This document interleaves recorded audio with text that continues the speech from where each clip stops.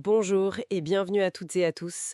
Aujourd'hui, on se penche sur un sujet assez technique mais essentiel, le câblage réseau.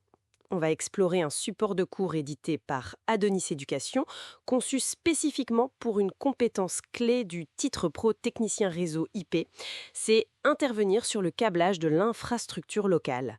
L'idée, c'est de voir ce qu'il faut savoir, quoi. Oui, bonjour. Effectivement, ce support, il balaye pas mal de choses. On part des bases, cuivre, fibre optique, et on va jusqu'aux aspects plus pointus, les normes, les réglementations. C'est assez complet pour poser les fondations techniques. D'accord. Alors commençons par le début, le câblage cuivre. Le manuel parle des catégories 4.5e, 4.6, 4.6a. Bon, c'est quoi la différence en pratique? Ah, c'est une question de performance, surtout de débit. Par exemple, passer de 4.6 à 4.6a, ça permet d'assurer de façon fiable le 10 gigabits par seconde. C'est devenu indispensable dans pas mal d'entreprises, les data centers. Donc choisir la bonne catégorie au début, ça évite de tout refaire plus tard. Et il n'y a pas que le câble lui-même, j'imagine, hein? Non, bien sûr. Le manuel insiste aussi beaucoup sur les bonnes pratiques. Le sertissage des connecteurs RJ45, ça doit être impeccable. L'architecture en étoile aussi pour la distribution, ce sont tous ces détails qui assurent que le réseau tourne bien. D'accord, pour le cuivre. Et pour la fibre optique, le manuel parle de jarretiage. C'est un terme un peu technique, ça. Oui, le jarretirage, en gros, c'est l'art de connecter et d'organiser les fibres, souvent dans des panneaux de brassage. C'est crucial pour que ça reste propre, facile à gérer, et pour la maintenance future. Imaginez des centaines de fibres. Faut bien les ranger, hein? Oui, ça s'imagine bien. Et il y a différents types de fibres aussi. Tout à fait. Le support explique bien la différence entre la fibre monomode, qu'on utilise plutôt pour les très longues distances, genre entre plusieurs bâtiments ou villes, Ok. et la multimode, qui est plus courante pour des distances plus courtes, comme à l'intérieur d'un bâtiment ou dans un campus, un data center. Ok. Une fois qu'on a tiré et connecté tous ces câbles cuivre ou fibre, il faut vérifier que ça marche, non? Absolument. Et c'est là qu'intervient tout un chapitre sur les tests.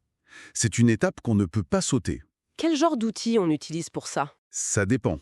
Pour le cuivre, on a des testeurs assez simples pour la continuité, mais aussi des appareils plus sophistiqués pour certifier la performance selon les normes. Et pour la fibre, l'outil roi, c'est le réflectomètre optique l'OTDR. OTDR? Oui, Optical Time Domain Reflectometer. En gros, il envoie une impulsion de lumière dans la fibre et analyse ce qui revient.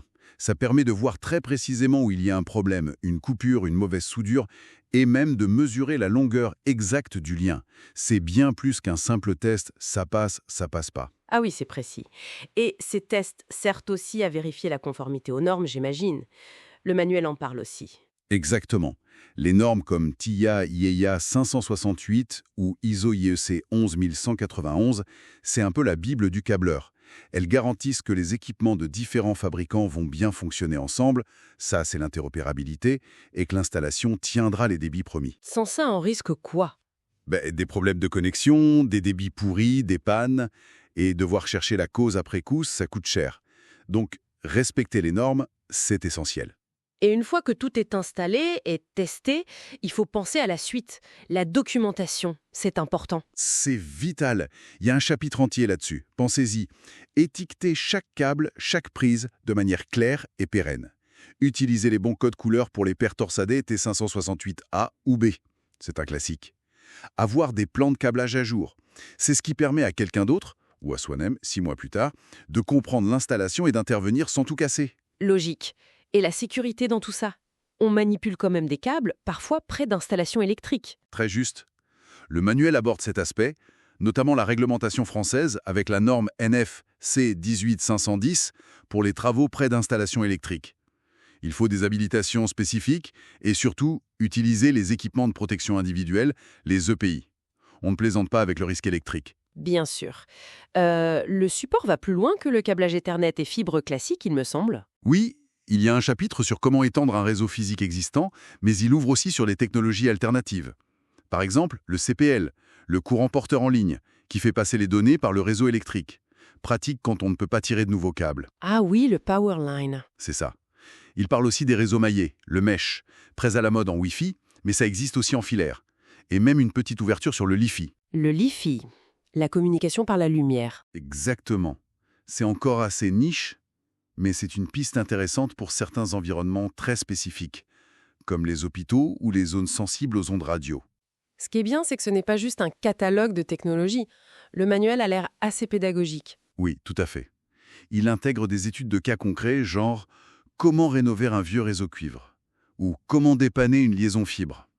Et il y a des synthèses visuelles comme des cartes mentales, des schémas à retenir. Ça aide vraiment à fixer les idées. C'est une approche qu'on retrouve dans les formations Adonis Éducation en général, non? Oui, c'est ça. Ce type de support papier ou numérique fait partie d'un ensemble plus vaste. Souvent, il y a des cours en vidéo, des visios, des devoirs corrigés individuellement, un suivi par un prof, des simulations d'examen, un forum. C'est vraiment un accompagnement complet. D'ailleurs, pour info, ce type de formation complète est accessible à partir de 69 € par mois. D'accord, donc ce support, c'est une pièce importante du puzzle pour devenir technicien réseau. Tout à fait. C'est la base, la couche physique. Sans un bon câblage, rien ne fonctionne correctement au-dessus. Ce support est inclus dans la formation Adonis, bien sûr, mais pour ceux qui voudraient juste consulter ce manuel spécifique, il est aussi disponible à l'achat sur lalib.fr. Parfait. Bon, on a fait un bon tour d'horizon. C'est clair que maîtriser le câblage, c'est fondamental. C'est la fondation invisible de notre monde connecté. Et pour finir, une petite question qui ouvre la réflexion. Avec la demande de bébés qui explose, l'arrivée de la fibre, 400G, voire plus, et ces nouvelles technologies comme le Li-Fi, comment est-ce que tout ça va changer le métier, les compétences qu'on attendra du technicien réseau demain? C'est une question à méditer. Merci beaucoup pour cet éclairage très précis. Avec plaisir. Et merci à vous de nous avoir écoutés.